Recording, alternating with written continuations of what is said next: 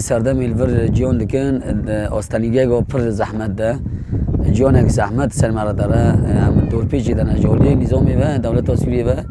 رک سرمایه کردن غاز مازوت یعنی گرتش سرمایه کرد کنه حتی شیری زاروکو و جوجی چتا وجی داگرکری وجی توپ باران هیا و یعنی امکان بیشین دولتم دا توپ باران دکن نه جرات نه و بدیل جراجی الور قمپی مازود پاپوره انا و پاپور جی مازود لازمه مازود جی قطه غیر جوی ایزن خطر د قمپی ده قمپه یعنی حساسه شوطه ایزنگو یعنی زحمت هم نکن هم نویرن ایزنگو بکن ملتوینه اجبر گو نو خطر سر چادری جی بلاستیکه نا زارو که ما الور معنا شیر گرم کردن زارو کو و گه شیر زارو را بکن گرم بکن در این کیلو گازه یعنی غازه نیست 20,000 داد گرن و یعنی رقم ویدی سوجی ام برخوردنیا گیدنه و امی حتی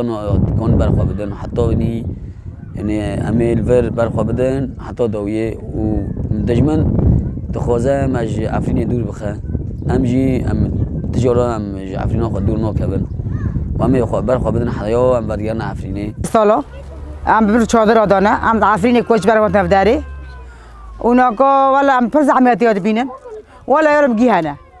ولا پیشی انا حبه کار کلی ساری هنه یعنی ام در باز دکر بس معنا چه ام جیام بکرد فداری ده بس معنا ولات خو آخا خو عفرین خو اونا کو زیان جمع سر ما جرا قد کرنه موضوع تن قد کرنه